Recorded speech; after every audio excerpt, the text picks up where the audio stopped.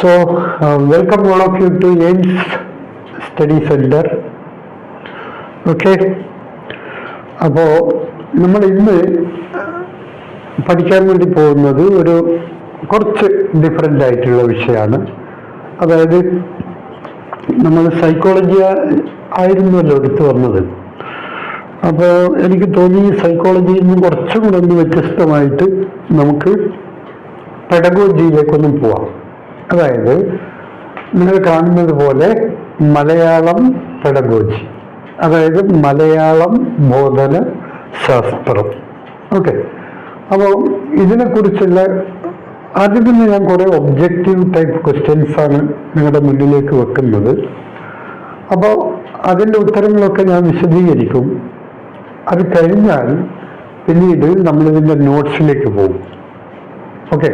സാധാരണഗതിയിൽ നോട്ട്സ് പഠിച്ചതിന് ശേഷമാണ് ഒബ്ജക്റ്റീവ് ക്വസ്റ്റ്യൻസ് പഠിക്കേണ്ടത്. ഞാൻ നിങ്ങളുടെ ഒരു നിലവാരവും അല്ലെങ്കിൽ ഒരു കാര്യങ്ങളൊക്കെ നോക്കാം എന്നുള്ള അർത്ഥത്തിലാണ് ഞാനിത് പറയുന്നത്. പിന്നീട് ഒരു ലൈവ് ഉണ്ടാവും. നമ്മൾ പിന്നീട് ആ ഭാഗത്ത് നിങ്ങൾ കമൻറ്റ് ചെയ്യണം ഇന്ന് നിങ്ങൾക്ക് കിട്ടിയ ക്ലാസ്സിനെ കുറിച്ചുള്ള നിങ്ങളുടെ അഭിപ്രായങ്ങൾ. ഓക്കെ. സോ ഞാൻ ഒന്നാമത്തെ ചോദ്യത്തിലേക്ക് പോവുകയാണ്. നോക്കുക. അതായത് നമുക്ക് ഇതിൽ പഠിക്കാനുള്ളത് ബോധനശാസ്ത്രപരം. നിങ്ങൾക്കറിയാം മലയാളത്തിന് ആകെ 10 മാർക്കാണുള്ളത്. കഴിഞ്ഞ കൊല്ലങ്ങളിൽ നിന്ന് വ്യത്യസ്തമായിട്ട് ഇപ്രാവശ്യം ഈ മലയാളത്തിലെ 10 മലയാളം ചോദ്യങ്ങളും മലയാളം ഗ്രാമറോ അല്ലെങ്കിൽ സാഹിത്യമോ അതൊന്നുമായിട്ട് ബന്ധപ്പെട്ടതായിരിക്കില്ല. എനിക്ക് തോന്നുന്ന ഒരു 6-7 ചോദ്യങ്ങൾ ഇങ്ങനെയാവാം, സാഹിത്യവും വ്യാകരണവും ഒക്കെ ആയിട്ട് ബന്ധപ്പെട്ടതാവാം. പക്ഷെ PSC തന്നെ പറഞ്ഞിട്ടുണ്ട് എന്ത്, ബോധനശാസ്ത്രപരം എന്നൊരു ഭാഗം മലയാളത്തിൻ്റെ കൂടെയാണ് ഉൾപ്പെടുത്തിയിട്ടുള്ളത്. അപ്പൊ ആ ബോധനശാസ്ത്രപരത്തിൽ തന്നെ ഭാഷാ പഠന സിദ്ധാന്തങ്ങള്, ആസൂത്രണം, വിലയിരുത്തൽ, ഈ ഭാഗങ്ങളൊക്കെ ഉണ്ട്. അപ്പോൾ എനിക്ക് തോന്നുന്നത് ഒരു 2-3 ചോദ്യങ്ങൾ, ചിലപ്പോൾ ഒരു 4 ചോദ്യം വരെയൊക്കെ ആവാം മലയാളം പെഡഗോഗിയിൽ നിന്ന് ആവും. ഓക്കെ. ഇനി സൈക്കോളജിയിൽ തന്നെ നിങ്ങൾക്ക് ചില പെഡഗോഗിക്കൽ ക്വസ്റ്റ്യൻസ് ഉണ്ടാവും. അപ്പോൾ അവിടെയും നിങ്ങൾക്ക് ഇത്തരം ചോദ്യങ്ങൾ പ്രതീക്ഷിക്കാം. അപ്പോൾ ചോദ്യം 1, ഒരു യൂണിറ്റിന്റെ വിനിമയത്തിന് ശേഷം പഠിതാവ് എന്തൊക്കെ പഠിച്ചു എന്ന് വിലയിരുത്തുന്ന പ്രക്രിയ താഴെ പറയുന്നവയിൽ ഏതാണ്? ഇത് വളരെ വളരെ നിലവാരത്തിലുള്ള ചോദ്യമാണ് ഞാൻ നിങ്ങളുടെ മുന്നിലേക്ക് ഇട്ടു തരുന്നത്. അത് മനഃപൂർവ്വമാണ്.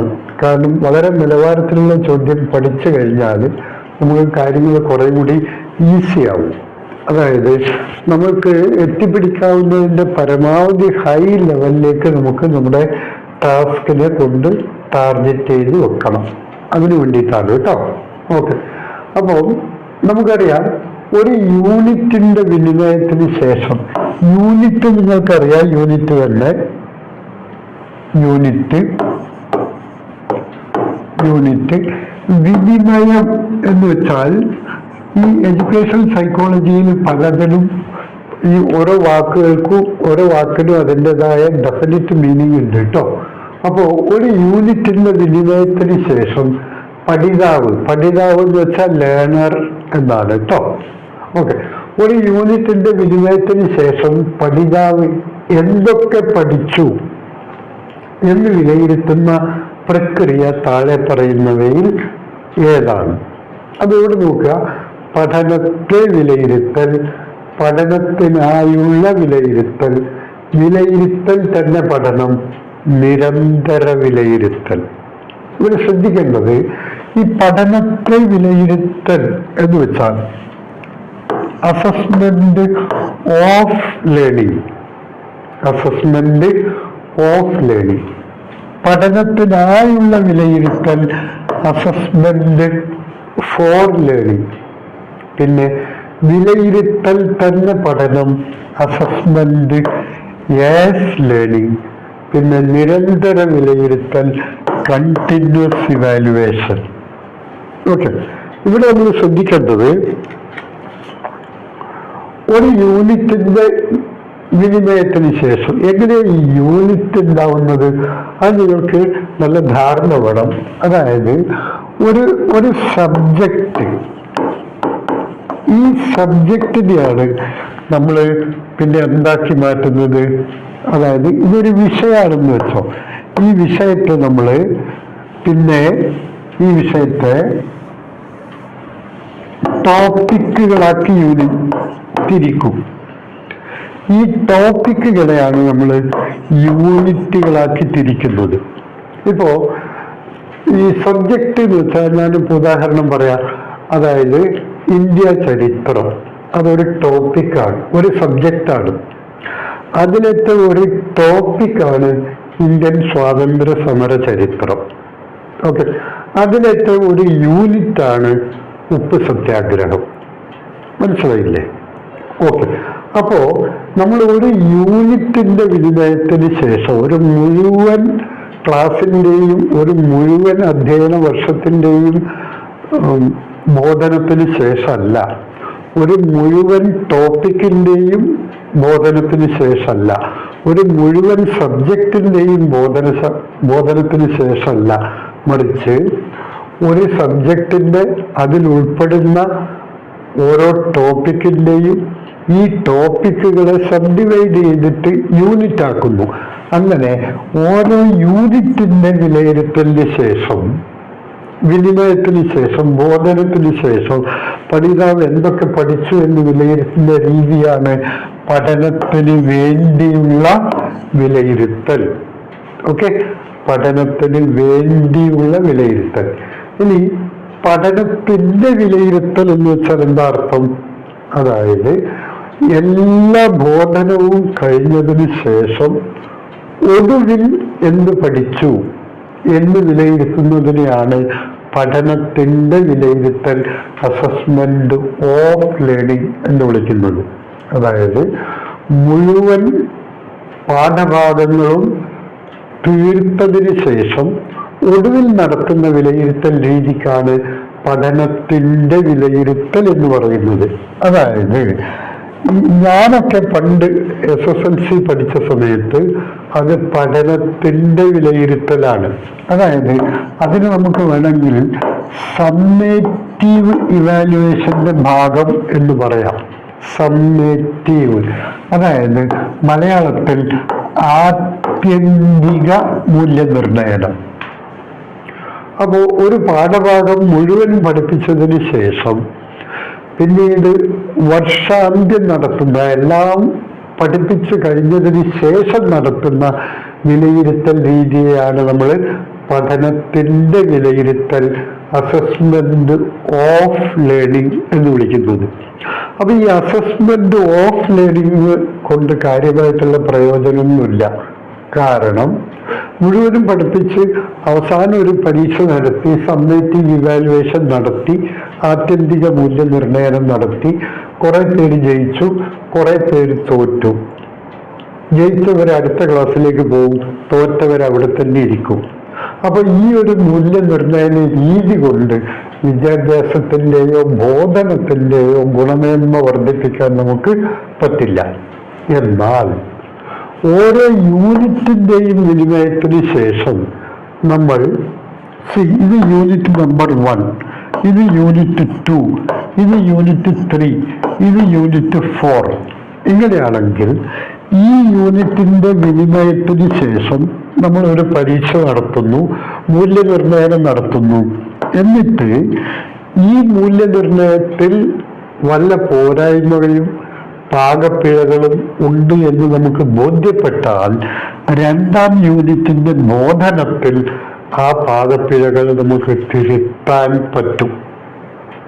അങ്ങനെ രണ്ടാം യൂണിറ്റിന്റെ ബോധനം കഴിഞ്ഞ് രണ്ടാം യൂണിറ്റിന്റെ മൂല്യനിർണ്ണയം കഴിഞ്ഞാൽ ഇത് വെച്ച് ഇതിൽ വല്ല പാളിച്ചകളോ പോരായ്മകളോ ഉണ്ട് എന്ന് തോന്നിയാൽ അത് അടുത്ത യൂണിറ്റിന്റെ ബോധനത്തിൽ തിരുത്താനും അതേപോലെ തന്നെ തിരുത്തി മുന്നേറാനും പറ്റും.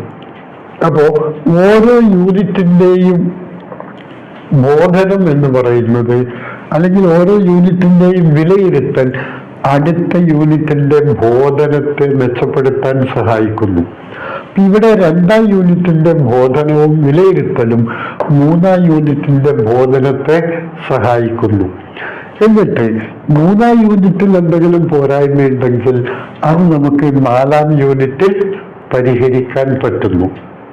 അങ്ങനെ ഓരോ യൂണിറ്റിന്റെ വിലയിരുത്തലിന് ശേഷവും അത് തിരുത്തി മുന്നേറാൻ നമുക്ക് സാധിക്കുന്നു.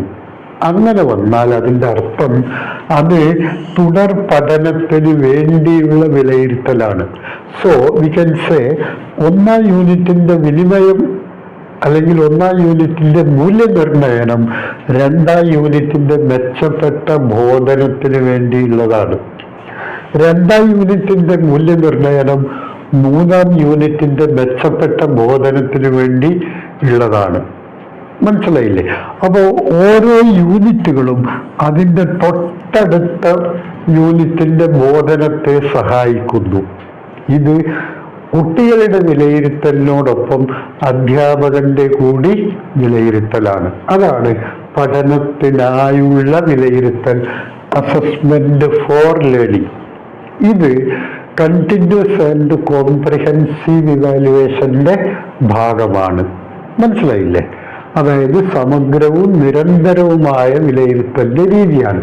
ഒരു വർഷാന്ത്യം മുഴുവൻ യൂണിറ്റുകൾ പഠിപ്പിക്കുകയും ഓരോ യൂണിറ്റിന്റെ അന്ത്യത്തിലും ഓരോ യൂണിറ്റ് പരീക്ഷ നടത്തുകയും അങ്ങനെ ഒരു വർഷം മുഴുവനും നിരന്തരമായ മൂല്യനിർണ്ണയം നടത്താൻ നമുക്ക് സഹായിക്കുന്നു. ഇത്തരം മൂല്യനിർണ്ണയനത്തിന്റെ ആത്യന്തിക ലക്ഷ്യം എന്ന് പറയുന്നത് തുടർ ബോധനത്തിനായുള്ള വിലയിരുത്തലാണ്. സോ തുടർ ബോധനം മെച്ചപ്പെടുത്തുക എന്നുള്ള ഉദ്ദേശത്തോടു കൂടിയാണ് തൊട്ട് പിന്നിലുള്ള ബോധനത്തിന്റെ മൂല്യനിർണ്ണയനം നടക്കുന്നത്. ഓക്കെ, ഇനി വിലയിരുത്തൽ തന്നെ പഠനം. എന്താണ് വിലയിരുത്തൽ തന്നെ പഠനം? അതായത് പഠിതാവ് പഠിച്ചുകൊണ്ടിരിക്കെ തന്നെ സ്വയം വിമർശനാത്മകമായി ചിന്തിക്കുകയും തെറ്റുകൾ തിരുത്തി തന്നെ മുന്നേറുകയും ചെയ്യുന്നു. ഇപ്പൊ പഠിപ്പിക്കുന്നു, നാളെ പരീക്ഷ നടത്തുന്നു, അതല്ല. പഠനവും പരീക്ഷയും ഒരേ സമയം പഠിതാവ് തന്നെ നടത്തിക്കൊണ്ടുപോകുന്ന രീതിക്കാണ് വിലയിരുത്തൽ തന്നെ പഠനം, അതായത് അസസ്മെന്റ് ആസ് ലേണിംഗ് എന്ന് വിളിക്കുന്നത്. ഇത് കുറെ കൂടി വളരെ ഉയർന്ന നിലവാരത്തിലുള്ള ബോധനവും മൂല്യനിർണ്ണയനവും ആണ്. ഇത് മുമ്പൊരു ചോദ്യം ഉണ്ടായിരുന്നു, മെറ്റാകോഗ്നിഷൻ എന്ന ആശയവുമായി ബന്ധപ്പെട്ട വിലയിരുത്തൽ രീതി. മെറ്റാകോഗ്നിഷൻ എന്ന ആശയവുമായി ബന്ധപ്പെട്ട വിലയിരുത്തൽ രീതിയാണ് പഠനം തന്നെ വിലയിരുത്തൽ. നമ്മൾ സാധാരണ ഇന്ന് പഠിക്കുന്നു, അധ്യാപകർ ഇന്ന് പഠിപ്പിക്കുന്നു, കുട്ടി ഇന്ന് പഠിക്കുന്നു, കുറെ കഴിഞ്ഞ് പരീക്ഷ എഴുതുന്നു. അങ്ങനെയല്ല, കുട്ടികൾ പഠനത്തോടൊപ്പം തന്നെ വീഴ്ചകളും പ്രശ്നങ്ങളും ഉണ്ടെങ്കിൽ അവ തിരുത്തി പുരോഗമനാത്മകമായി മുന്നേറുന്ന രീതിയാണ് പഠനം തന്നെ വിലയിരുത്തൽ. It's A higher order evaluation. Okay, ഇനി 2, കാഴ്ചക്കുറവുള്ള കുട്ടികൾക്കായി, നല്ല പെഡഗോഗിയാണ്. കാഴ്ചക്കുറവുള്ള കുട്ടികൾക്കായി പഠന പ്രവർത്തനങ്ങൾ ആസൂത്രണം ചെയ്യുമ്പോൾ പ്രധാനമായും ശ്രദ്ധിക്കേണ്ട കാര്യം താഴെ പറയുന്നവയിൽ ഏതാണ്? നോക്കുക, ഇവിടെ എപ്പോഴും ഈ പെഡഗോഗിയിൽ നിങ്ങൾക്കൊരു കാര്യമുണ്ട്. ഒന്ന്, ചോദ്യത്തെ മുഴുവനായി മനസ്സിലാക്കിയാൽ തന്നെ ഉത്തരം വേഗം എഴുതാൻ വേണ്ടി പറ്റും. അതായത് കാഴ്ചക്കുറവുള്ള കുട്ടികൾക്കാണെങ്കിൽ പിന്നെന്ത് ചെയ്യണം? ഒരു ഇന്ദ്രിയത്തിന്റെ പരിമിതി ഉണ്ടെങ്കിൽ അത് മറ്റേതെങ്കിലും ഇന്ദ്രിയം കൊണ്ട് നികത്തുക. ഇതാണല്ലോ ശരിയായ മാർഗം. അപ്പൊ കാഴ്ചക്കുറവുള്ള കുട്ടികൾക്കായി പഠന പ്രവർത്തനങ്ങൾ ആസൂത്രണം ചെയ്യുമ്പോൾ, അധ്യാപകൻ ക്ലാസ് മുറിയിൽ പഠന പ്രവർത്തനങ്ങൾ ആസൂത്രണം ചെയ്യുമ്പോൾ പ്രധാനമായും ശ്രദ്ധിക്കേണ്ട കാര്യം താഴെ പറയുന്നവയിൽ ഏതാണ്? എല്ലാ കുട്ടികൾക്കും പഠനോപകരണങ്ങൾ ലഭ്യമാക്കണം. ഈ എല്ലാ കുട്ടികൾക്കും പഠനോപകരണങ്ങൾ ലഭ്യമാക്കുക എന്നുള്ളത് നല്ല കാര്യം തന്നെയാണ്. പക്ഷേ ഇവിടെ ചോദ്യം എന്താണ്? കാഴ്ചക്കുറവുള്ള കുട്ടികൾക്കായി അങ്ങനെ ചെയ്യുമ്പോൾ അപ്പം എന്ത് ചെയ്യണം? കാഴ്ചക്കുറവുള്ള കുട്ടികൾക്കാണെങ്കിൽ പരമാവധി ശ്രവണ സന്ദർഭങ്ങൾ ഒരുക്കണം. അതവിടെ നിൽക്കട്ടെ, കാരണം എല്ലാ ഓപ്ഷനും വായിച്ചതിന് ശേഷം മാത്രമേ ഉത്തരം എഴുതാവൂ. കാഴ്ചക്കുറവുള്ള കുട്ടികളെ മാറ്റിയിരുത്തി പഠിപ്പിക്കണം. അത് നമ്മുടെ ഇൻക്ലൂസീവ് എഡ്യൂക്കേഷന്റെ പ്രിൻസിപ്പിളിന് എഗെയിൻസ്റ്റ് ആണ്. ഉൾക്കൊള്ളൽ വിദ്യാഭ്യാസത്തിന്റെ ഒരു പ്രിൻസിപ്പിൾ ഉണ്ടല്ലോ, സമീപനം, അതിന് എഗെയിൻസ്റ്റ് ആണ് കാഴ്ചക്കുറവുള്ള കുട്ടികളെ മാറ്റിയിരുത്തി പഠിപ്പിക്കുക എന്നുള്ളത്. കാരണം ഞാൻ പറയാം നിങ്ങളോട്. അതായത് എന്താണ് ഇൻക്ലൂസീവ് എഡ്യൂക്കേഷൻ? അതായത് ഭിന്നശേഷിയുള്ള കുട്ടികളെ പോലും, അതായത് പ്രത്യേക പരിഗണന അർഹിക്കുന്ന കുട്ടികളെ സാധാരണ കുട്ടികളോടൊപ്പം സാധാരണ അധ്യാപകരെ വെച്ച് പഠിപ്പിക്കുകയും വേണമെങ്കിൽ വിശേഷാൽ ബോധനം നടത്തുകയും ചെയ്യുന്ന രീതിക്കാണ് നമ്മൾ ഇൻക്ലൂസീവ് എഡ്യൂക്കേഷൻ എന്ന് വിളിക്കുന്നത്. അപ്പോ കാഴ്ചക്കുറവുള്ള കുട്ടികളെ മാറ്റിയിരുത്തി പഠിപ്പിക്കുക എന്നുള്ളത് എന്തല്ല, ശരിയായ മാർഗം അല്ല. കാരണം it is against inclusive education. ഇനി കാഴ്ച ഇല്ലാത്ത കുട്ടിയാണെങ്കിൽ വേറെയാണ് കേട്ടോ. ഇവിടെ കാഴ്ച കുറവ് എന്നാണ് പറഞ്ഞത്, കാഴ്ച പരിമിതി എന്നാണ് പറഞ്ഞത്.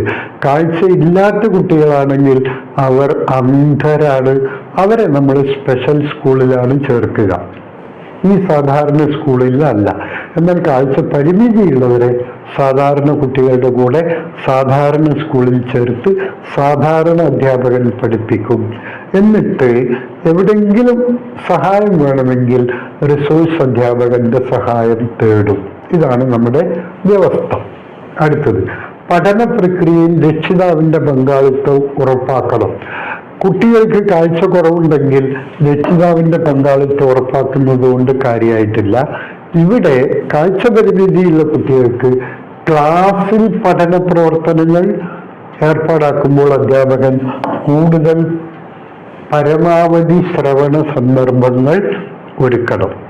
കാരണം ഇതിനൊന്നും നിങ്ങൾ പെഡഗോജി കാര്യമായിട്ട് പഠിക്കേണ്ട കാര്യമില്ല. If you have common intelligence then you can easily answer these sort of questions കേട്ടോ.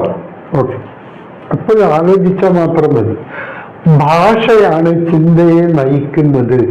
ഈ ആശയം ആരുടേതാണ്? എപ്പോഴും നിങ്ങൾക്ക് ഈ പെഡഗോജിയിൽ ഭാഷ വളരെ ഇമ്പോർട്ടൻ്റ് ആയ ഒരു സബ്ജക്റ്റാണ്. ഭാഷാബോധനം, ഭാഷാർജനം, പിന്നെ ഭാഷയുടെ ആഗിരണം, പിന്നെ ഭാഷാ പഠന സിദ്ധാന്തങ്ങൾ, ചോംസ്കി, വൈഗോട്സ്കി, വോർഫ്, പിയാഷെ, ഇവരെ കുറിച്ചൊക്കെ നന്നായിട്ട് പഠിക്കണം. ഓക്കെ, നമ്മൾ ക്ലാസ് എടുത്തുകൊണ്ടിരിക്കുമ്പോൾ അത് പറയും കേട്ടോ. ഭാഷയാണ് ചിന്തയെ നയിക്കുന്നത് എന്ന ആശയം ആരുടേതാണ്? ഇത് ബെഞ്ചമിൻ വോർഫിൻ്റെതാണ്. ഇവിടെ ശ്രദ്ധിക്കുക, പിയാഷെ ഒരു സൈക്കോളജിസ്റ്റാണ്, വോർഫ് ഒരു ലിംഗ്വിസ്റ്റാണ് കേട്ടോ, ഒരു ഭാഷാശാസ്ത്രജ്ഞനാണ്. ചോംസ്കി ലിംഗ്വിസ്റ്റുമാണ്. മാത്രമല്ല ചോംസ്കി ആരല്ല എന്ന് പറയുന്നതായിരിക്കും ബുദ്ധിമുട്ട്. എന്ന് വെച്ചാൽ ചോംസ്കി ഒരു എപ്പിസ്റ്റമോളജിസ്റ്റാണ്, ഒരു എസ്തെറ്റിക്സ് ആണ്, ഒരു പൊളിറ്റീഷ്യനാണ്, ഒരു റൈറ്ററാണ്, ഒരു ക്രിട്ടിക്കാണ്, ഒരു ലിംഗ്വിസ്റ്റാണ്. അങ്ങനെ ചോംസ്കി ഈസ് അബോവ് ഓൾ. ഒരുപാട് ക്വാളിറ്റീസ് ഉണ്ട്. വൈഗോട്സ്കി ഒരു റഷ്യൻ ഡെവലപ്മെന്റൽ സൈക്കോളജിസ്റ്റാണ്. വൈഗോട്സ്കി പറയുന്നത് ഭാഷയും ചിന്തയും വെവ്വേറെയാണ് ഉത്ഭവിക്കുന്നത്. പിയാഷെ പറയുന്നു ചിന്തയാണ് ഭാഷയെ നിർണയിക്കുന്നത്. എന്നാൽ ഭാഷയാണ് ചിന്തയെ നയിക്കുന്നത് എന്ന് പറഞ്ഞത് ബെഞ്ചമിൻ വോർഫ് എന്ന ലിംഗ്വിസ്റ്റാണ്. ശ്രദ്ധിക്കുക. ഇനി കൂടുതൽ അറിവുള്ള മറ്റൊരാൾ എന്നത് ആരുടെ ആശയമാണ്? ഇത് സൈക്കോളജിയിലും നിങ്ങൾക്ക് ചോദിക്കാം, പെഡഗോഗിയിലും ചോദിക്കാം. എന്തുകൊണ്ടെന്നാൽ ഈ കൂടുതൽ അറിവുള്ള മറ്റൊരാൾ, നമുക്കറിയാം ദ മോർ നോളജബിൾ അതർ എന്നുള്ളത് വൈഗോട്സ്കിയുടെ ആശയമാണ്. എല്ലാവർക്കും അറിയുന്ന ബേസിക് ആയിട്ടുള്ള കാര്യമാണ്. ഓക്കെ, ഇവിടെ എന്താ ചെയ്യുന്നത്? ഇവിടെ ഇത്രയേ ഉള്ളൂ. ഈ കൂടുതൽ അറിവുള്ള മറ്റൊരാൾ എന്താ ചെയ്യുന്നത്? പഠിതാവിനെ കൈത്താങ് നൽകി യഥാർത്ഥത്തിൽ ഇപ്പോഴുള്ള വികസനത്തിന്റെ നിലവാരത്തിൽ നിന്നും കൂടുതൽ ഉയർന്ന നിലവാരത്തിലേക്ക് നയിക്കുന്നു. അപ്പോ കൈത്താങ്ങ് നൽകുക എന്ന് വെച്ചാൽ അർത്ഥം പഠിതാവിനെ സ്വയം പഠിപ്പിക്കാൻ വേണ്ടി പ്രേരിപ്പിക്കുക, അല്ലെങ്കിൽ പഠിതാവിന് സൂചനകളും നിർദ്ദേശങ്ങളും നൽകി സഹായിക്കുക. അല്ലാതെ പഠിതാവ് ചെയ്യേണ്ട കാര്യം അധ്യാപകൻ ചെയ്തു കൊടുക്കലല്ല. അത് ഒരു അനുകൂലമായ കൈത്താങ്ങ് അല്ല. പരീക്ഷയ്ക്ക് നിങ്ങളോട് ചോദിക്കാം, താഴെ പറയുന്നവയിൽ അനുകൂലമല്ലാത്ത കൈത്താങ്ങ് ഏതാണ്? അനുകൂലമായ കൈത്താങ്ങ് എന്ന് വെച്ച് കഴിഞ്ഞാൽ പഠിതാക്കളെ ചിന്തോദ്ദീപകമായ രീതിയിൽ ചിന്തിപ്പിക്കാനും പ്രവർത്തിക്കാനും പ്രേരിപ്പിക്കുക, പഠന പ്രശ്നങ്ങൾ മുന്നിലോട്ടിട്ടുകൊണ്ട് അതിലേക്കുള്ള വഴി പറഞ്ഞു കൊടുക്കുക. ഇതൊക്കെയാണ് ചെയ്യേണ്ടത്. അല്ലാതെ പഠിതാവ് ചെയ്യേണ്ട കാര്യങ്ങൾ പഠിതാവിന് ചെയ്യാൻ പറ്റുന്നില്ലെങ്കിൽ പിന്നെ അധ്യാപകൻ പോയി ചെയ്തു കൊടുക്കുകയല്ല വേണ്ടത്. പഠിതാവിന് അത് ചെയ്യാൻ പറ്റുന്നില്ലെങ്കിൽ സൂചനകളും നിർദ്ദേശങ്ങളും നൽകിക്കൊണ്ട് അധ്യാപകൻ മാറി നിൽക്കുകയാണ് വേണ്ടത്. Okay, so more knowledgeable other എന്ന വാക്ക് ആരുമായി ബന്ധപ്പെടുന്നു? വൈഗോട്സ്കിയുമായി ബന്ധപ്പെടുന്നു. വൈഗോട്സ്കി പറയുന്നു, പഠിതാവ് സ്വന്തം നിലക്ക് പഠിച്ചാൽ എത്തിച്ചേരാവുന്ന ഒരു മേഖലയുണ്ട്. അതിന് നാം പറയുന്നു കറണ്ട് എബിലിറ്റി ലെവൽ. വികസനത്തിന്റെ നിലവിലെ നിലവാരം, കറണ്ട് എബിലിറ്റി ലെവൽ. ഈ കറണ്ട് എബിലിറ്റി ലെവലിൽ നിന്നും പൊട്ടൻഷ്യൽ എബിലിറ്റി ലെവലിലേക്ക്, അതായത് കുറെ കൂടി ഉയർന്ന സാധ്യതാ നിലവാരത്തേക്ക് ഈ പഠിതാവിനെ കൈപിടിച്ചുകൊണ്ട് ഉയർത്തുക എന്നതാണ് ആരുടെ ലക്ഷ്യം? ദ മോർ നോളജബിൾ അതർ, അതായത് കൂടുതൽ അറിവുള്ള മറ്റൊരാൾ ചെയ്യുന്നത്. കൂടുതൽ അറിവുള്ള മറ്റൊരാൾ എന്ന് വെച്ചാൽ അധ്യാപകനാവാം, ട്യൂഷൻ ടീച്ചറാവാം, വേറെ ആരുമാവാം, അല്ലെങ്കിൽ നിങ്ങളുടെ ക്ലാസ്സിൽ തന്നെ നിങ്ങളുടെ കൂടെ പഠിക്കുന്ന കൂടുതൽ അറിവുള്ള മറ്റൊരു കുട്ടിയാവാം. അങ്ങനെ വിഷയത്തിൽ അറിവുള്ള മറ്റൊരാളുടെ സഹായത്തോടു കൂടി പഠിതാവ് നിലവിലെ വികസന നിലവാരത്തിൽ നിന്നും കറണ്ട് എബിലിറ്റി ലെവലിൽ നിന്നും പൊട്ടൻഷ്യൽ എബിലിറ്റി ലെവലിലേക്ക് എത്തുന്നു. ഈ എബിലിറ്റി ലെവലിന്റെയും പൊട്ടൻഷ്യൽ എബിലിറ്റി ലെവലിന്റെയും ഇടയ്ക്കുള്ള സ്ഥലത്തെയാണ് വൈഗോട്സ്കി ZPD അഥവാ സോൺ ഓഫ് പ്രോക്സിമൽ ഡെവലപ്മെന്റ് എന്ന് വിളിക്കുന്നത്. മുമ്പ് ഒരു ചോദ്യം ചോദിച്ചതാണ്, വൈഗോട്സ്കിയുടെ അഭിപ്രായത്തിൽ പഠനം നടക്കുന്നത് എവിടെ വെച്ചാണ്? ഉത്തരം ZPDയുടെ തൊട്ട് മുമ്പ്. ZPDയുടെ തൊട്ട് മുമ്പ്. ഇതാണ്, ഇതിന്റെ മേലേക്ക് ആർക്കും കയറാൻ പറ്റൂല. ഉദാഹരണത്തിന് ഇതാണ്, ഞാൻ ഒറ്റയ്ക്ക് വിചാരിച്ചാല് വാട്ട് ഐ ക്യാൻ ഡു, ഞാൻ ഒറ്റയ്ക്ക് വിചാരിച്ചാൽ എനിക്ക് ചെയ്യാൻ പറ്റുന്ന കാര്യമാണ് ഈ ചെറിയ വൃത്തം. എന്നാൽ വിഷയത്തിൽ അറിവുള്ള മറ്റൊരാളുടെ, അതായത് MKOയുടെ സഹായത്തോടു കൂടി ഞാൻ പഠിച്ചാൽ എത്തുന്നതാണ് ഈ വലിയ വൃത്തം. എന്നാൽ ഇതിന് മുകളിലൊരു വൃത്തമുണ്ട്, ഇത് ബിയോണ്ട് മൈ ലിമിറ്റ് ആണ്. Beyond limit. അപ്പോ ഈ ചിത്രം വളരെ ഈസിയാണ് മനസ്സിലാക്കാൻ വേണ്ടിയിട്ട്. നിങ്ങൾ നിങ്ങളുടെ മൊബൈൽ എടുത്ത് നോക്കിയാലും മതി. എപ്പോഴും ഞാൻ നിങ്ങളോട് പറയുന്നത്, ഈ നമ്മളിവിടെ പറയുന്ന വാക്കുകളൊക്കെ ഉണ്ടാവുമല്ലോ, ടെക്നിക്കൽ വാക്കുകളൊക്കെ, അതൊക്കെ നിങ്ങൾ നിങ്ങളുടെ മൊബൈൽ എടുത്ത് നോക്കിയിട്ട് അതിൽ ഗൂഗിളിൽ അടിച്ചു നോക്കുക. എന്നിട്ട് കൂടുതൽ ഇൻഫർമേഷൻ കളക്ട് ചെയ്യുക, എന്നിട്ട് എഴുതുക. അല്ലാണ്ട് ഏതെങ്കിലും ഒരു ക്ലാസ്സിൽ ഞാൻ പറഞ്ഞു തരുന്നത് പോലെയോ അല്ലെങ്കിൽ വേറെ അധ്യാപകൻ പറയുന്നതോ അല്ലെങ്കിൽ വേറെ ഏതെങ്കിലും ഗൈഡ് പോലുള്ള പുസ്തകത്തിൽ പറയുന്ന കാര്യങ്ങളോ മാത്രം പഠിച്ചു പോകരുത് കേട്ടോ. പരമാവധി നിങ്ങൾ തന്നെ ഒരു കൺസ്ട്രക്റ്റീവ് ലേണറായിട്ട് മാറാൻ ശ്രമിക്കുക. അപ്പോൾ കൂടുതൽ അറിവുള്ള മറ്റൊരാൾ എന്നുള്ളത് ആരുടെ ആശയമാണ്? വൈഗോട്സ്കിയുടെ ആശയമാണ്. ഇനി ഇവിടെ നോക്കൂ, വാട്ട് ഐ ക്യാൻ ഡു. ഈ ചെറിയ വൃത്തം എന്ന് പറയുന്നത് ഞാൻ ഒറ്റയ്ക്ക് വിചാരിച്ചാൽ നേടുന്ന കാര്യമാണ്. അതിന് ഞാൻ വേറൊരു രീതിയിൽ പെയിന്റ് ചെയ്യാം കേട്ടോ.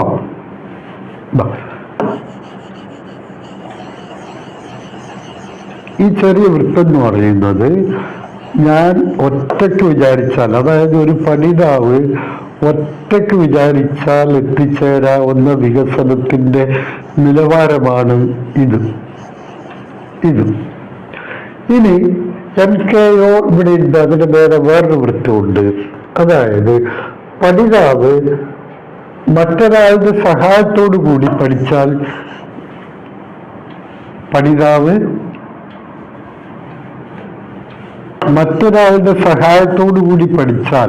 വിഷയത്തിൽ കൂടുതൽ അറിവുള്ള മറ്റൊരാളുടെ സഹായത്തോടു കൂടി പഠിച്ചാൽ എത്തിച്ചേരാവുന്ന മറ്റൊരു നിലവാരമാണ് ഞാൻ ഈ ബ്രൗൺ മഷിയിൽ മാർക്ക് ചെയ്തിരിക്കുന്നത്.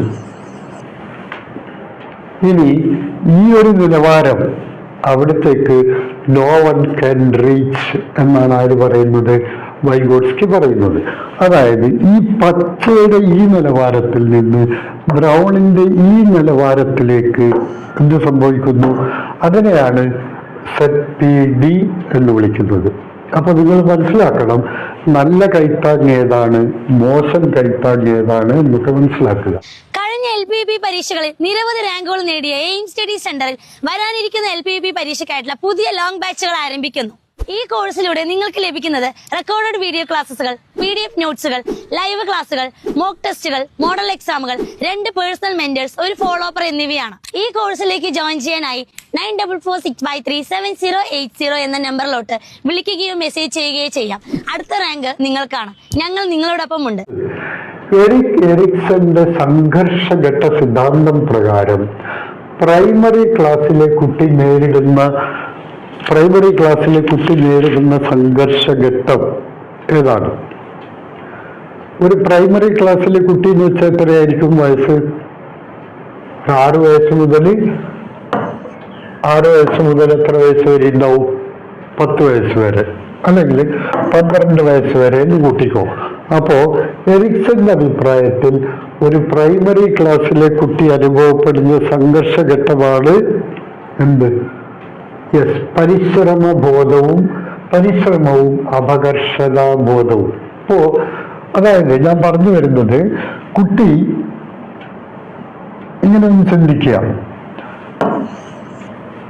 6ാം ക്ലാസ്സിൽ പഠിക്കുന്ന കുട്ടി അല്ലെങ്കിൽ 5ാം ക്ലാസ്സിൽ പഠിക്കുന്ന കുട്ടി വീട്ടിലെ ഉപയോഗശൂന്യമായ പ്ലാസ്റ്റിക് കവറുകളും തെർമോക്കോളുകളും ഇതൊക്കെ ഉപയോഗിച്ചുകൊണ്ട് മനോഹരമായ ഒരു മാതൃക, ചന്ദ്രയാന്റെ ഒരു മനോഹര മാതൃക ഉണ്ടാക്കി ക്ലാസ്സിൽ കുട്ടികളെ കാണിപ്പിച്ചു കൊടുത്തു, അധ്യാപകനെ കാണിച്ചു കൊടുത്തു.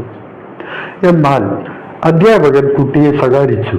ക്ലാസ് പഠിക്കേണ്ട സമയത്താണോ ഇതുപോലുള്ള കാര്യങ്ങളൊക്കെ ഉണ്ടാക്കി കളിക്കുന്നത് എന്ന് പറഞ്ഞ അധ്യാപകൻ കുട്ടിയെ ശകാരിക്കുകയാണെങ്കിലോ കുട്ടിയിലെ ഈ പരിശ്രമ ബോധം ഇല്ലാതാവുകയും പിന്നെ അവനോട് തന്നെ ഒരു അപകർഷതാബോധം ഉണ്ടാവുകയും ചെയ്യുന്നു.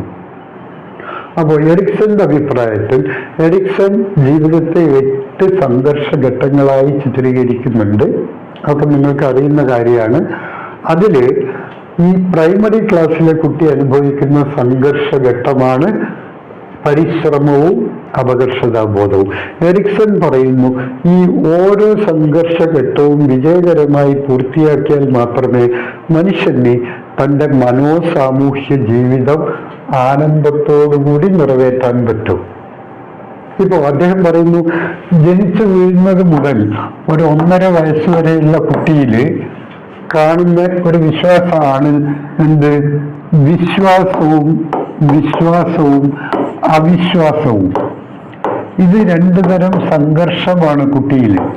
ഒന്ന് വിശ്വാസം, മറ്റൊന്ന് അവിശ്വാസം. എന്താണ് ഇവിടെ വിശ്വാസം?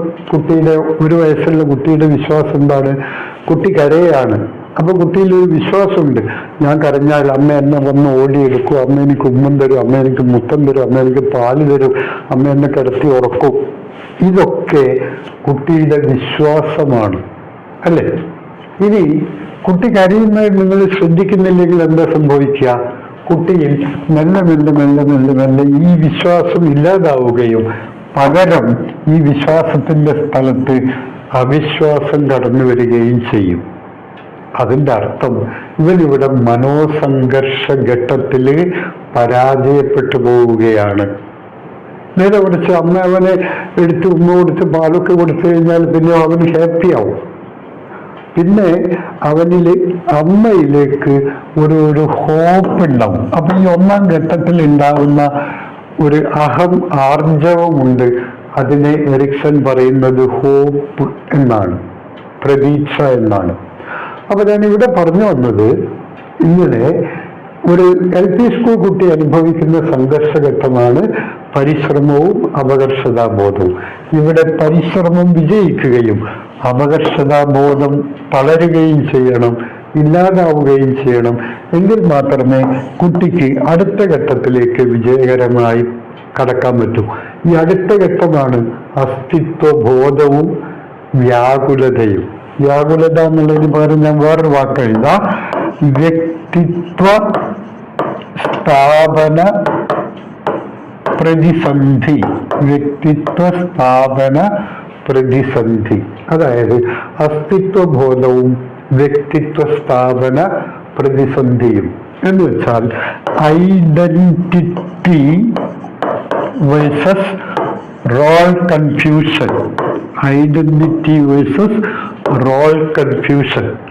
ഇനി ഞാൻ ഇത് പറയാനുള്ള കാരണം എന്താണെന്ന് വെച്ച് കഴിഞ്ഞാൽ, എറിക്സന്റെ അഭിപ്രായത്തിൽ പരീക്ഷയ്ക്ക് ചോദിക്കാം, ഏറ്റവും സുപ്രധാനമായ, അതായത് മനുഷ്യന്റെ സാമൂഹ്യ ജീവിതത്തിൽ ഏറ്റവും സുപ്രധാനമായ ഒരു സംഘർഷഘട്ടമാണ് കൗമാരത്തിന്റെ ഈ ഘട്ടം. ഇത് കൗമാരത്തിന്റെ ഘട്ടമാണ്.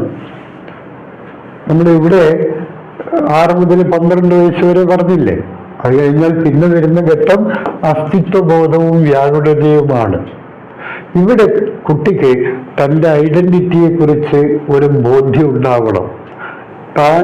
ഈ സമൂഹത്തിൽ തൻ്റെ റോൾ എന്താണ് എന്നുള്ളതിന് കുട്ടിക്ക് നല്ല ബോധ്യം ഉണ്ടാവണം.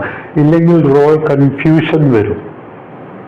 ഓക്കെ, അപ്പൊ തൻ്റെ വ്യക്തിത്വം സ്ഥാപിക്കാനുള്ള ഒരു പ്രതിസന്ധി അവനിലൂടെ ഉടലെടും.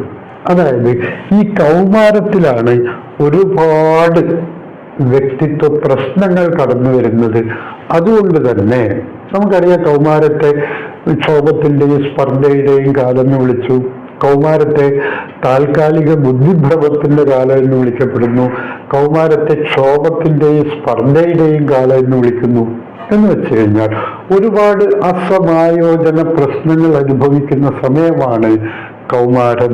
അപ്പൊ ഈ കൗമാരത്തിലെ ഈ സംഘർഷഘട്ടമാണ് നമ്മുടെ വ്യക്തിയുടെ ജീവിതത്തിലെ ഏറ്റവും സുപ്രധാനമായ ഘട്ടം. എറിക്സന്റെ അഭിപ്രായത്തിൽ പരീക്ഷയ്ക്ക് ചോദിക്കാനുള്ള എല്ലാ സാധ്യതയുണ്ട്. എറിക്സന്റെ അഭിപ്രായത്തിൽ താഴെ പറയുന്നവയിൽ ഏതാണ് മനോസാമൂഹ്യ ജീവിതത്തിലെ അതിപ്രധാന ഘട്ടം? ആൻസർ അസ്തിത്വബോധവും വ്യാകുലതയും, അല്ലെങ്കിൽ അസ്തിത്വബോധവും വ്യക്തിത്വ സ്ഥാപന പ്രതിസന്ധിയും. ഓക്കെ, ഈ കളറ് ഓക്കെ. പാഠപ്രദർശന ഘട്ടത്തിൽ തന്നെ പാഠ്യവസ്തുവിനെ കുറിച്ചുള്ള നൂതന വിവരങ്ങൾ നൽകിക്കൊണ്ട് അതിനെ വിസ്തരിച്ച് വിശദീകരിക്കുന്ന ബോധന തന്ത്രം അറിയപ്പെടുന്നത്. പാഠപ്രദർശന ഘട്ടത്തിൽ തന്നെ പാഠപ്രദർശനം, ഇതൊരു ഹെർബാർഷ്യൻ രീതിയാണ്. ഹെർബാർട്ടാണ് ഇതിനെ കുറിച്ചൊക്കെ പറഞ്ഞത്. പാഠപ്രദർശന ഘട്ടത്തിൽ തന്നെ, അതായത് ഒരു പുതിയ പാഠം ക്ലാസ്സിൽ ആരംഭിക്കുമ്പോൾ ആ പാഠത്തെ പ്രദർശിപ്പിക്കുന്ന ഘട്ടത്തിൽ തന്നെ എന്തൊക്കെയാണ് പഠിക്കാൻ പോകുന്നത്, അതായത് പാഠ്യവസ്തുവിനെ കുറിച്ചുള്ള പുതിയ വിവരങ്ങൾ നൽകിക്കൊണ്ട് അതിനെ വിശദീകരിക്കുന്ന രീതി അറിയപ്പെടുന്നത് അവതരണമല്ല. അവതരണമാണെങ്കിൽ പാഠ്യവസ്തുവിനെ കുറിച്ചുള്ള നൂതന വിവരണങ്ങൾ പറയില്ല. അപ്പൊ അവതരണമല്ല, വിതരണമല്ല, വിശദാവതരണം പിന്നീടാണ്. പക്ഷെ വിശദീകരണത്തിന് ശേഷം അതിന് മുമ്പ് വരുന്നതാണ് വിശദീകരണം. അപ്പോ ഉത്തരം പാഠപ്രദർശന ഘട്ടത്തിൽ തന്നെ പാഠ്യവസ്തുവിനെ കുറിച്ചുള്ള നൂതന വിവരങ്ങൾ നൽകിക്കൊണ്ട് അതിനെ വിസ്തരിച്ച് വിശദീകരിക്കുന്ന ബോധന തന്ത്രം അറിയപ്പെടുന്നത് വിശദീകരണം. ഓക്കെ, അടുത്തത് സർഗാത്മക ചിന്തനത്തിന്റെ ഏറ്റവും ഉയർന്ന വ്യവഹാര മേഖല, അതായത് ക്രിയേറ്റിവിറ്റിയുടെ ഏറ്റവും ഉയർന്ന വ്യവഹാര മേഖല. ഇതിന്റെ ഇംഗ്ലീഷ് ഞാനിവിടെ എഴുതാം, എന്നാലും നിങ്ങൾക്ക് മനസ്സിലാവും.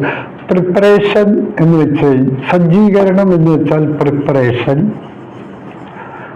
ഉദ്ഭവഘട്ടം എന്ന് വെച്ചാൽ ഇൻക്യുബേഷൻ. ഉദ്ദാസനഘട്ടം ഇലുമിനേഷൻ. സത്യാപനഘട്ടം വെരിഫിക്കേഷൻ.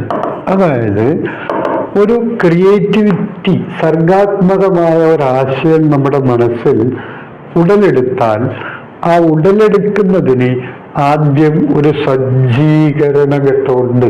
അതാണ് പ്രിപ്പറേഷൻ. ഓക്കെ, ഇതാണ് ഒന്നാമത്തെ സ്റ്റെപ്പ്, പ്രിപ്പറേഷൻ.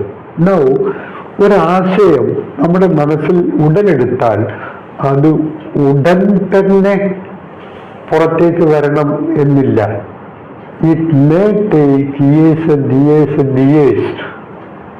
ഓക്കെ, അപ്പോ ചിലപ്പോ ഞാൻ ഒരു ദിവസം ഇന്റർവ്യൂവില് അടൂർ ഗോപാലകൃഷ്ണനായിട്ടുള്ള ഇന്റർവ്യൂവിൽ ഇങ്ങനെ കണ്ടിട്ടുണ്ട്. അദ്ദേഹം പറയുന്നു ഒരു സിനിമയെ കുറിച്ച്, അതായത് ഈ സിനിമയെ കുറിച്ചുള്ള ആശയം എൻ്റെ മനസ്സിൽ ആദ്യമായി ഉടലെടുത്തത് അത് കഴിഞ്ഞിട്ട് ഒരു 10 വർഷം എങ്കിലുമായി. എന്നുവെച്ചാൽ 10 വർഷം മുമ്പ് ഉടലെടുത്ത ഒരാശയമാണ് അദ്ദേഹം 10 വർഷം കഴിഞ്ഞ് സിനിമയാക്കിയത്. എന്ന് വെച്ചാൽ ഈ 10 വർഷം ഈ ആശയം ഇൻക്യുബേഷൻ സ്റ്റേജിലായിരുന്നു. അടയിരിക്കൽ, ഇതിന് ഞാൻ പറയുന്നു അടയിരിക്കൽ. ഈ വാക്കുകൂടി കേട്ടാൽ വേഗം മനസ്സിലാവും അല്ലെ? ഒരു കോഴി 28 ദിവസം മുട്ടയുടെ മേലെ അടയിരുന്നിട്ടാണ് കോഴി കുഞ്ഞുണ്ടാവുന്നത്. അതാണ് അതിലത്തെ സർഗാത്മക പ്രക്രിയ എന്ന് പറയുന്നത്. അതേപോലെ ഇവിടെ ഒരാശയം എത്ര കാലം വേണമെങ്കിലും നമ്മുടെ മനസ്സിൽ അടയിരിക്കാം. അങ്ങനെ അടയിരുന്നതിന് ശേഷം പെട്ടെന്ന് ഒരു ഘട്ടത്തിൽ ഇലുമിനേഷൻ, അതായത് ഇതിന് പറയുന്നു പ്രകാശ പ്രസരണം. അതായത് ഒരാശയത്തിലുള്ള സജ്ജീകരണം, പിന്നെ ആ ആശയം നമ്മുടെ മനസ്സിൽ അടയിരിക്കുന്നു കുറെ കാലം അടയിരുന്നു കഴിഞ്ഞാൽ പൊടുന്നനെ ഒരു പ്രകാശ പ്രസരണം പോലെ അത് നമ്മുടെ മനസ്സിന്റെ പുറത്തേക്ക് കടന്നു വരും. അങ്ങനെയാണ് ഒടുവിൽ അത് സത്യാപന ഘട്ടത്തിലേക്ക്, അതായത് ചെയ്ത് പുറത്തേക്ക് നമ്മൾ എടുക്കുന്നത്. അപ്പോ സർഗാത്മക ചിന്തനത്തിന്റെ ഉയർന്ന വ്യവഹാര മേഖല എന്ന് പറയുന്നത് ഇതേ അടിസ്ഥാനത്തിലാണ് 1, 2, 3, 4. അപ്പോൾ ഉയർന്ന മേഖല സത്യാപന ഘട്ടം, അതായത് പ്രിപ്പറേഷൻ, ഇൻക്യുബേഷൻ, ഇലുമിനേഷൻ, വെരിഫിക്കേഷൻ. മനസ്സിലായല്ലോ? ഓക്കെ. അപ്പോൾ ഇനി നിങ്ങൾ വേറൊരു കാര്യമായിട്ട് ഇതിനെ കൺഫ്യൂസ് ചെയ്യരുത്. സർഗാത്മകതയുടെ ലക്ഷണങ്ങൾ കുറേയുണ്ട്. സർഗാത്മകതയുടെ ലക്ഷണങ്ങൾ വഴക്കം, തഴക്കം, ഒഴുക്ക്, മൗലികത്വം, വിപുലനം, ഓക്കെ, ഫ്ലെക്സിബിലിറ്റി, അതേപോലെ തന്നെ ഇലാബറേഷൻ, പിന്നെ ഒറിജിനാലിറ്റി. ഇതൊക്കെ എന്താണ്? ഇത് സർഗാത്മകതയുടെ ലക്ഷണങ്ങളാണ്. ഇത് സർഗാത്മകതയുടെ തലങ്ങളാണ്. തലങ്ങൾ ഒന്നുകൂടെ പറഞ്ഞു പഠിക്കുക: സജ്ജീകരണഘട്ടം, ഉദ്ഭവഘട്ടം, ഉദ്ദാസനഘട്ടം, സത്യാപനഘട്ടം. മറ്റൊരു ഭാഷയിൽ പറഞ്ഞാൽ സജ്ജീകരണഘട്ടം, അടയിരിക്കൽ, പ്രകാശ പ്രസരണം, പിന്നെ സത്യാപനം. അടുത്തത്, കുട്ടികളുടെ നിർമ്മാണ പ്രോജക്റ്റുകൾ വിലയിരുത്തുമ്പോൾ പ്രധാനമായും പരിഗണിക്കേണ്ട വിലയിരുത്തൽ സൂചികകളിൽ പെടാത്തത്. ഈ ഭാഗം നന്നായി ശ്രദ്ധയിൽ ഉണ്ടാവണം, ഇല്ലെങ്കിൽ ഉത്തരം പോവും, തെറ്റാവും. നിങ്ങൾ വിചാരിക്കും എന്താണ്? കുട്ടികളുടെ നിർമ്മാണ പ്രോജക്റ്റുകൾ വിലയിരുത്തുമ്പോൾ പ്രധാനമായും പരിഗണിക്കേണ്ട വിലയിരുത്തൽ പട്ടികയിൽ പെടാത്തത്. ഇപ്പൊ കുട്ടികളുടെ പ്രോജക്റ്റ് വിലയിരുത്തുമ്പോൾ നമ്മൾ എന്തായാലും ചില കാര്യങ്ങൾ പരിഗണിച്ചേ പറ്റൂ. അതായത് കൃത്യമായ സമയത്തിനുള്ളിൽ പ്രോജക്റ്റ് ചെയ്തു തീർക്കുന്നുണ്ടോ എന്ന്. അപ്പൊ അത് വേണം.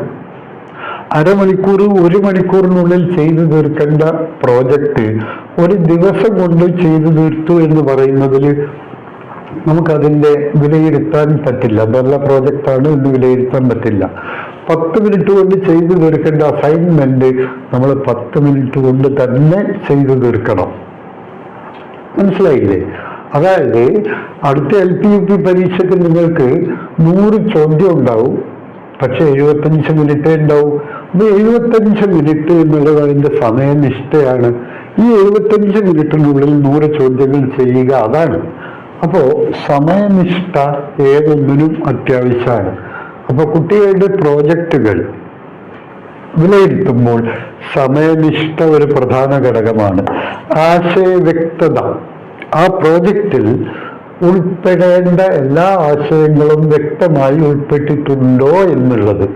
ഇപ്പൊ ചന്ദ്രയാനെ കുറിച്ചുള്ള ഒരു ചെറിയ പ്രോജക്റ്റ് ഉണ്ടാക്കാൻ നിങ്ങളോട് ആവശ്യപ്പെട്ടിട്ടുണ്ടെങ്കിൽ ആ യഥാർത്ഥ ചന്ദ്രയാനിൽ എന്തൊക്കെയാണ് ഉണ്ടായത്, rocket, engine, propeller, cryogenic, launching, ഇതൊക്കെ അതിൻ്റെ ഉള്ളിലെ ഓരോരോ ആശയങ്ങളാണ്. ഈ ആശയങ്ങളൊക്കെ ഈ ചെറു പ്രോജക്റ്റിലും ഉണ്ടായിരിക്കണം, കടന്നു വന്നിരിക്കണം. ഓക്കെ. അപ്പോൾ വലിയൊരു വസ്തുവിൻ്റെ ചെറിയൊരു രൂപമാതൃക തയ്യാറാക്കുമ്പോൾ വലിയ വസ്തുവിൽ എന്തൊക്കെ അടങ്ങിയിട്ടുണ്ടായിരുന്നുവോ അതൊക്കെ ചെറിയ രൂപത്തിൽ ഈ ചെറിയ മാതൃകകളിലും ഉണ്ടാവണം. സോ സമയനിഷ്ഠ. ദെൻ ഉൽപ്പന്നത്തിൻ്റെ മികവ്, ഉണ്ടാക്കിയ ഉൽപ്പന്നം, ഉണ്ടാക്കിയ പ്രോജക്റ്റിൻ്റെ ക്വാളിറ്റി, അതും ആവശ്യമാണ്. അപ്പൊ പരിഗണിക്കപ്പെടാത്തത് ഏതാണ്? പ്രോജക്റ്റ് ഉണ്ടാക്കുമ്പോൾ കുട്ടികളുടെ ഭാഷയ്ക്ക് അവിടെ യാതൊരു സ്വാധീനവും ഇല്ല. അപ്പോ കുട്ടികളുടെ നിർമ്മാണ പ്രോജക്റ്റുകൾ വിലയിരുത്തുമ്പോൾ പ്രധാനമായും പരിഗണിക്കേണ്ട വിലയിരുത്തൽ സൂചിക, ഇവാലുവേഷന്റെ ഇൻഡെക്സിൽ പെടാത്തതാണ് സബ്ജക്ടിവിറ്റി കലർന്ന ലാംഗ്വേജ്. അതാവശ്യമില്ല. അതൊരു പക്ഷേ വേണമെങ്കിൽ ഒരു ആസ്വാദനക്കുറിപ്പ് എഴുതുമ്പോഴാണെങ്കിൽ ഈ ഭാഷക്ക് പരിഗണിക്കണം. ഓക്കെ. നിങ്ങളുടേതായ ഒരു ആസ്വാദനക്കുറിപ്പ് എഴുതാൻ നിങ്ങളോട് ആവശ്യപ്പെട്ടിട്ടുണ്ടെങ്കിൽ അവിടെ നിങ്ങളുടെ ആത്മാംശം കലർന്ന ഭാഷ വളരെ പ്രധാനപ്പെട്ടതാണ്. ഓക്കെ. അടുത്തത്, ടീച്ചിങ് മാനുവലിലെ വിലയിരുത്തൽ പേജിൽ പ്രധാനമായും ഉണ്ടാകേണ്ടത്. ടീച്ചിങ് മാനുവലിലെ വിലയിരുത്തൽ പേജിൽ പ്രധാനമായും ഉണ്ടാകേണ്ടത് വിലയിരുത്തൽ പേജാണ്. ടീച്ചിങ് മാനുവൽ നിങ്ങൾക്ക് അറിയാലാണ്. ആനുവൽ പ്ലാൻ ഉണ്ടാവും, അത് കഴിഞ്ഞ് മന്ത്ലി പ്ലാൻ ഉണ്ടാവും, പിന്നെ അതിനനുസരിച്ച് ബേസ് ചെയ്തിട്ടുള്ള യൂണിറ്റ് പ്ലാൻ അഥവാ ടീച്ചിങ് മാനുവൽ. നിങ്ങൾക്കറിയാം, സ്കൂൾ ജൂൺ മാസം തുറക്കുകയാണെങ്കിൽ ഒരു മെയ് 15 തന്നെ പ്രധാന അധ്യാപകൻ എല്ലാ അധ്യാപകരെയും വിളിച്ചു ചേർത്തിട്ട് ആ ഒരു കൊല്ലം ചെയ്യേണ്ട പ്ലാൻ ബ്രോഡായിട്ട് തയ്യാറാക്കുന്നു. അതാണ് ആനുവൽ പ്ലാൻ. എന്താണ് ആനുവൽ പ്ലാൻ? സ്കൂൾ ജൂൺ 1 തുടങ്ങുകയാണെങ്കിൽ തുടങ്ങുന്നതിന് മുമ്പായിട്ട് പ്രധാന അധ്യാപകൻ എല്ലാ അധ്യാപകരുടെയും യോഗം വിളിച്ചു ചേർത്തിട്ട് ആ അധ്യയന വർഷത്തിൽ ചെയ്തിരിക്കേണ്ട കാര്യങ്ങളുടെ സൂക്ഷ്മമല്ല സ്ഥൂലമായ ഒരു രൂപരേഖ ഉണ്ടാക്കുന്നു. അതാണ് annual plan. So annual plan എന്ന് പറയുന്ന ഒരു സ്ഥൂല രൂപരേഖയാണ്. 2, മന്ത്ലി പ്ലാൻ. ഈ ആനുവൽ പ്ലാനിന്റെ അടിസ്ഥാനത്തിൽ മാസാസൂത്രണം നടത്തുന്നുണ്ട് അധ്യാപകർ. അപ്പോ പിന്നീട് ഈ മാസാസൂത്രണത്തിന്റെ അടിസ്ഥാനത്തിൽ ഓരോ ദിവസവും ചെയ്തു തീർക്കേണ്ട കാര്യങ്ങളാണ് ഏതിലുണ്ടാവുക? ടീച്ചിങ് മാനുവലിൽ ഉണ്ടാവുക. മനസ്സിലായില്ലേ? ഓക്കെ. ഇനി എല്ലാ അധ്യാപകരും ടീച്ചിങ് മാനുവൽ തയ്യാറാക്കിയിട്ടാണോ ക്ലാസ്സിൽ പോകുന്നത് എന്ന് ചോദിച്ചാൽ എനിക്കതിന് വ്യക്തമായ ഉത്തരവില്ല എന്നല്ല ഞാൻ പറയില്ല എന്നാണ്. അതൊക്കെയാണ് നമ്മുടെ വിദ്യാഭ്യാസത്തിന്റെ പോരായ്മകൾ. അത് വേറെ വിഷയം. നിങ്ങളെ ആലോചിക്കാൻ ഞാൻ വിട്ടുതന്നിരിക്കുന്നു. ഇപ്പൊ ഇവിടെ ടീച്ചർ മാനുവലിന്റെ വിലയിരുത്തൽ പേജ് ഫ്രണ്ട് പേജിലാണെങ്കിൽ സ്കൂളിന്റെ പേര്, അധ്യാപകന്റെ പേര്, ക്ലാസ് ഏതാണ്, സബ്ജക്റ്റ് ഏതാണ്, ടോപ്പിക് ഏതാണ്, കുട്ടികളുടെ എണ്ണം, പിന്നെ ഇതൊക്കെ ഉണ്ടാവും ഫ്രണ്ട് പേജിൽ. എന്നാൽ അതിന്റെ വിലയിരുത്തൽ പേജ് ലാസ്റ്റ് പേജിൽ എന്താ ഉണ്ടാവുന്നത്? പാഠപ്രവർത്തനത്തിന്റെ വിശദാംശങ്ങൾ. ഇത് അവിടെയല്ല. പാഠപ്രവർത്തനത്തിനിടയിൽ ചോദിക്കേണ്ട ചോദ്യങ്ങൾ, അതും വിലയിരുത്തൽ പേജിലല്ല.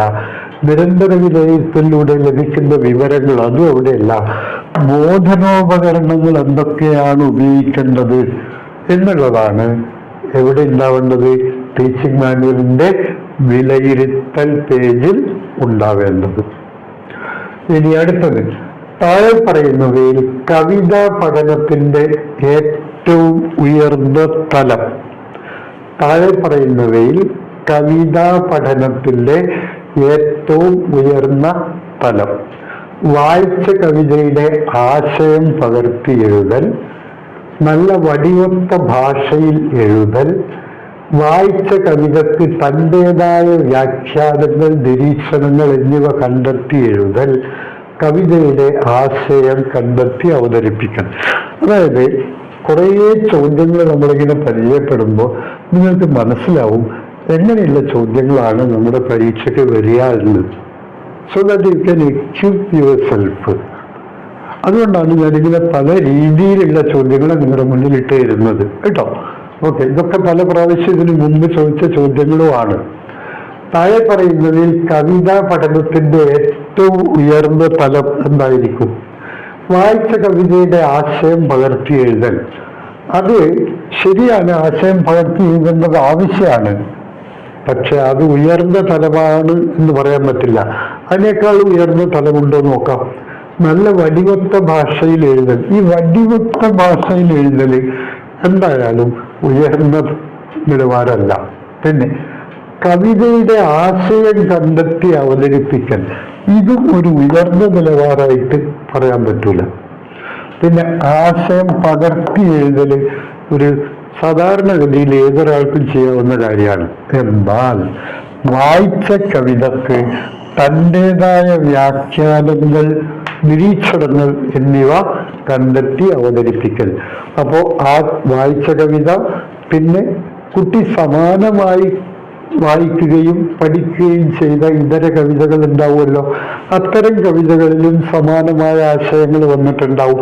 അപ്പോൾ ആ ആശയങ്ങളെ കൂടി ഇതിൽ കൂട്ടി കോർത്തിണക്കിക്കൊണ്ട് ഒരു പുതിയൊരു അനുഭവ തലം സൃഷ്ടിക്കുകയാണെങ്കിൽ that would be the best method. Okay, ഇപ്പൊ നിങ്ങൾക്ക് ആശാന്റെ വീണപൂവിനെ കുറിച്ചാണ് ടീച്ചർ പഠിപ്പിച്ചത്.